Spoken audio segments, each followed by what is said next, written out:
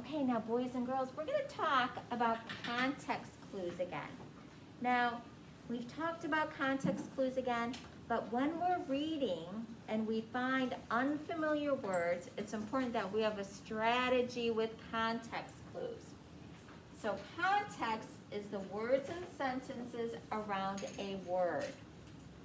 Context clues are words that help you understand the meaning of an unfamiliar word. And sometimes the context clues give a definition of the word. Other times they give you an example that helps you understand the word's meaning. Context clues may also help you make an inference or a smart guess about the word's meaning. So boys and girls, sometimes when we read, we are going to come across words that we don't know. Who's ever been reading and they found a word they don't know? Everybody does. Every person is going to find words that they don't know. That's just a fact of life. So here is how we try to figure out those unfamiliar words. We use the thing called context clues. And sometimes, honestly, there may not be a context clue at all. And then we're going to just have to look it up in a dictionary. That's what we're going to have to do. But sometimes we're lucky enough and there's going to be clues around the word. And there are 3 types of context clues. So everybody look right here. Here's the 3 types. The first type is where they actually give you a definition. Here's the definition example. It says, every fall, Eric's family takes a trip to see the colorful foliage or leaves in New England. So here's a word that we may not know, foliage.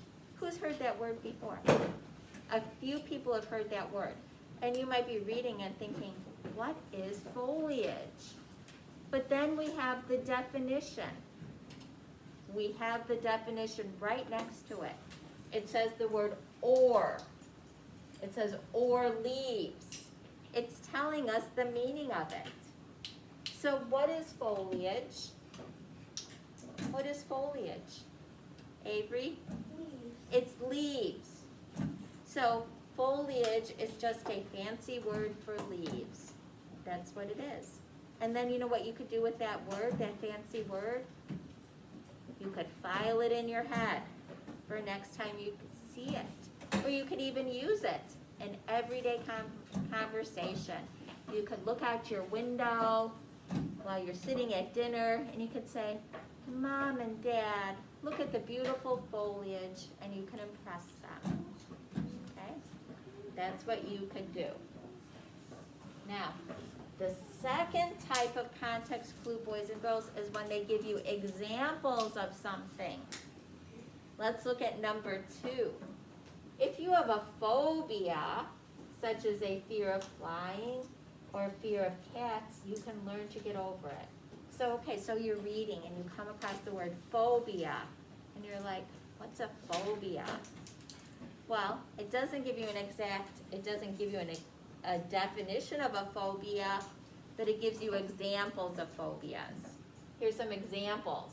It says such as fear of flying or fear of cats. Well, what do you think a phobia is? What do you think a phobia is? Elisa? Something that you're afraid of. It's something you're afraid of. That's what a phobia is. So now you can know that a phobia is something you're afraid of.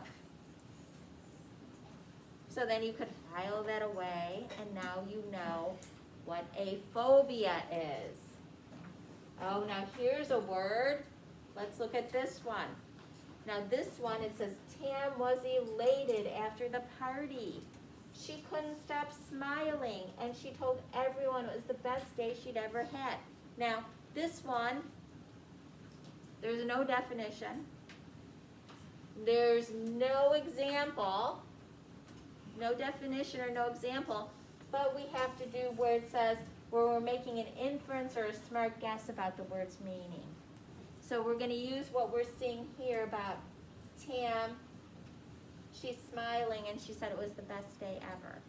She's elated. How is Tam feeling here? She's elated. Yes. Happy. Happy. She's feeling super happy here. So what do you think elated means? What could elated mean? Livy? Excited. Excited. Yes. Happy. Happy. That is what that means. So we can make a guess. We could use an inference. We can make a smart guess about something. That is how we use context clues, boys and girls.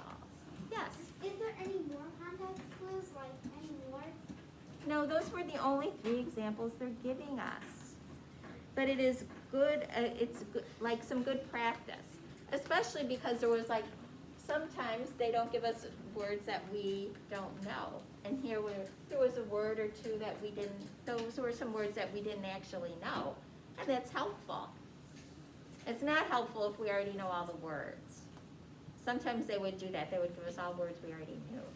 It's helpful to have words we don't know. So this is what we should be looking for. We should be looking to see if they give us the definition, like they did here with the word foliage.